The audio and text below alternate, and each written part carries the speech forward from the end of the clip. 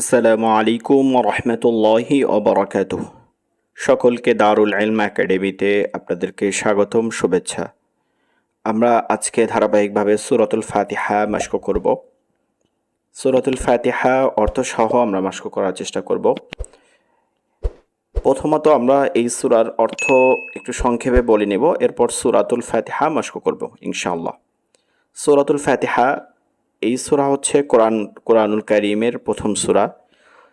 এই সূরার ফাতিহা শব্দের অর্থ আরবিতে যেটা শুরু থেকে শুরু করা হয় সেটাকে বোঝায়, বা এটা শাব্দিক অর্থ হচ্ছে আরম্ভ বা সূচনা বা ভূমিকা, শুরু। যেহেতু কোরআনুল কারীমের মধ্যে প্রথম সূরায় এটা, এর জন্য এর নামকরণ এভাবে করা হয়েছে। এর অন্য আরও নাম পাওয়া যায়, যেমন একে উম্মুল কোরআন বলা হয়েছে, তারপরে হচ্ছে সূরাতুল হামদ বলা হয়, এরপরে হচ্ছে সূরাতুশ শাফিআ বলা হয়, শিফা দানকারী সূরা, এরপর হচ্ছে সূরাতুদ দোয়া বলা হয়। এরকম প্রায় 25টা নাম এর পাওয়া যায়। প্রথমেই প্রত্যেক সূরার শুরুতে আমরা যখন বিসমিল্লাহির রহমানির রহিম পড়ি, এটা হচ্ছে তাসমিয়া বলা হয়। আল্লাহর গুণবাচক নাম দিয়ে যেহেতু এখানে প্রশংসা করা হচ্ছে, এর জন্য এটা তাসমিয়া বলা হয়। বিসমি শব্দের অর্থ হচ্ছে ইসমুন থেকে বিসমি, মানে আল্লাহর নামে, বিসমি নামে আল্লাহ, আল্লাহর নামে। আর রহমান যিনি দয়ালু, আর রহিম অতি দয়ালু, অতি দয়াবান। এখানে রহমত শব্দ দ্বারা এই দুইটা অর্থই বোঝাচ্ছে, দুইটাই মূল শব্দ হচ্ছে রহমত। তবে রহমান এবং রহিমের তফাৎ হচ্ছে একটু শাব্দিক অর্থ তফাৎ না থাকলেও এর পারিভাষিক একটা অর্থ তফাৎ আছে। রহমান এই শব্দের দ্বারা যেমন দয়ালু বোঝায়, রহিম শব্দের দ্বারাও দয়ালু বোঝায়, তবে এই দুইয়ের মধ্যে রহিম শব্দটা বেশি দয়ালু, অতি দয়ালু এমন বোঝায়। এর পরিপূর্ণ অর্থ হচ্ছে যে শুরু করতেছি আল্লাহ তাআলার নামে, আর রহমানুর রহিম যিনি অতি দয়ালু এবং পরম করুণাময়।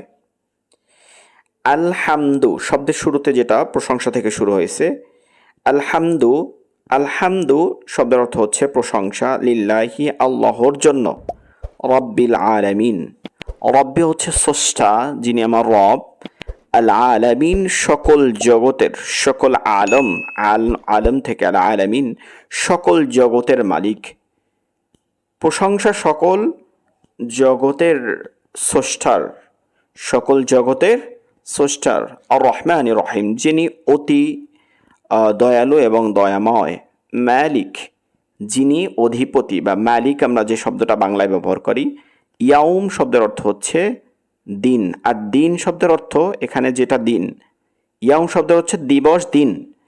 আর দিন যে শব্দটা আছে, দিন শব্দের অর্থ হচ্ছে এখানে পরিপূর্ণভাবে কিয়ামতকে বোঝায়, বিচার দিবসকে বোঝায়, যার একদিন হবে 50,000 বছর। মালিকি ইয়াউমিদ্দিন, তিনি বিচার দিবসের অধিপতি বা মালিক। ইয়াকা, ইয়াকা নাবুদু, ইয়া কাফ হচ্ছে জমির, আমরা, আমরা আপনারই, নাবুদু ইবাদত করি আমরা, ইয়াকা আপনারই, আপনারই ইবাদত করি, ওয়াও এবং ইয়াকা আপনারই, নাস্তাইন আপনারই সাহায্য চাই, অর্থাৎ আপনারই ইবাদত করি এবং আপনারই সাহায্য চাই।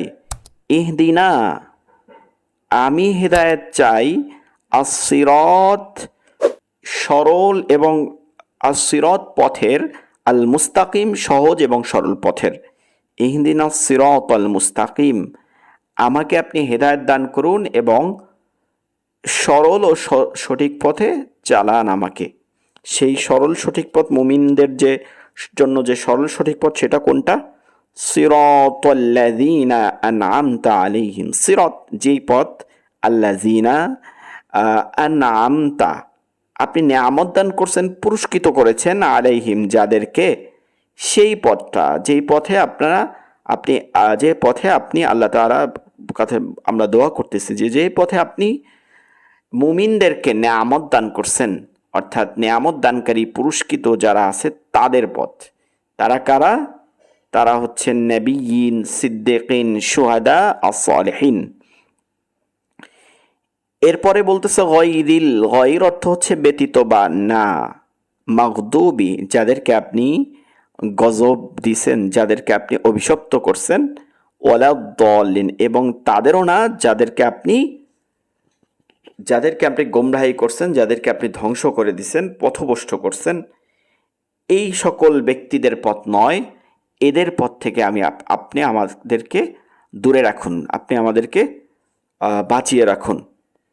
এইভাবে মুমিনদের প্রথম তিন আয়াত আল্লাহ তাআলার প্রশংসা বোঝাচ্ছে, সরাসরি আল্লাহ তাআলার পরিচয়। এবং মাঝখানে যে আয়াতটা আছে ৪র্থ নম্বর আয়াতে, ইয়াকা না'বুদু ওয়া ইয়াকা নাস্তাঈন, এটা মুমিন এবং আল্লাহর মাঝে সম্পর্ক বোঝাচ্ছে। পরের ৩ আয়াত মুমিনের কথা বোঝাচ্ছে, মুমিন আল্লাহ তাআলার কাছে চাচ্ছে।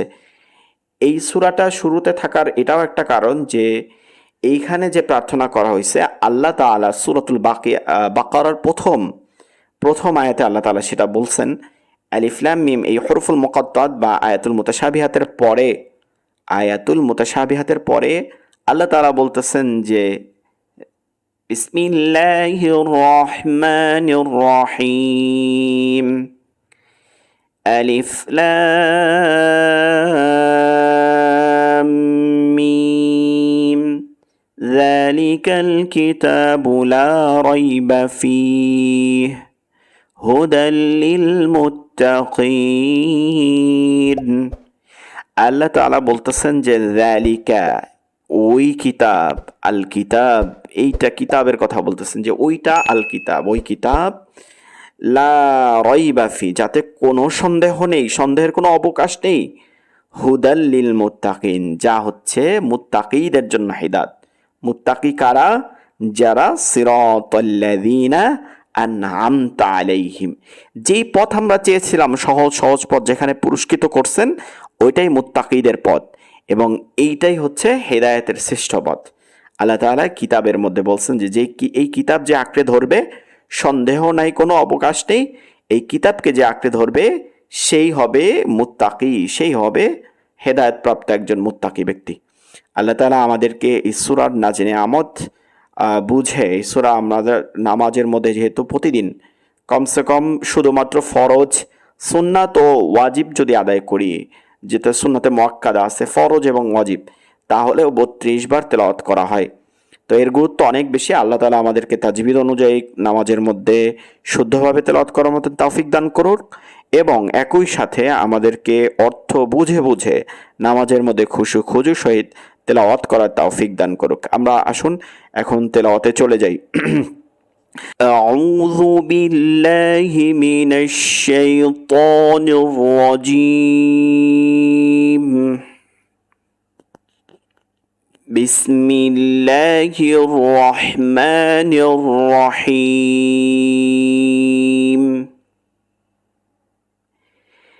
আলহামদুলিল্লাহি রাব্বিল আলামিন। আলহামদুলিল্লাহি রাব্বিল আলামিন। আর-রহমানির রহিম। মালিকি ইয়াউমিদ্দিন।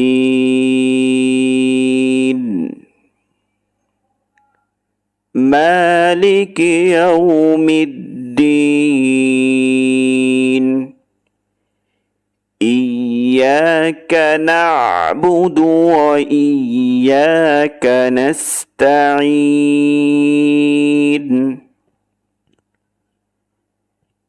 ইহদিনাস সিরাতাল মুস্তাকিম।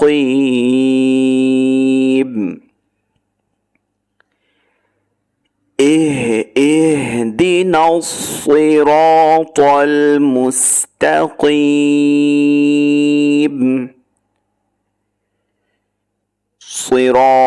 সিরাতাল্লাযীনা আন'আমতা আলাইহিম। আমাদেরকে একটা জিনিস খেয়াল করতে হবে যে প্রতিটা আয়াতের শেষেই এই সূরার ৩ আলিফ করে টান আছে, যেটাকে মাদ্দে আরজি বলে। কিন্তু এই যে সিরাতাল্লাযীনা আন'আমতা আলাইহিম, এখানে টান নাই। এখানে সবাই ভুল করে অনেকে যে আলাইহিম টান দেয়, এখানে কোনো টান নাই। হামিম জের হিম, এখানে শুধু ধরছে, কোনো টান হবে না। সিরাতাল্লাযীনা আন'আমতা আলাইহিম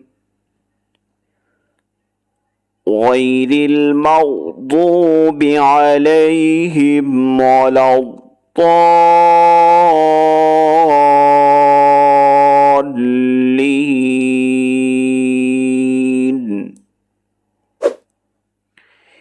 আমিন। সূরাতুল ফাতিহার পরে আমিন পড়া হচ্ছে মুস্তাহাব। হযরত আবু হুরায়রা রাদিয়াল্লাহু তাআলা আনহু থেকে সহিহ হাদিসে পাওয়া যায় যে রাসূল সাল্লাল্লাহু আলাইহি ওয়াসাল্লাম সূরা ফাতিহার পরে আমিন পড়তেন।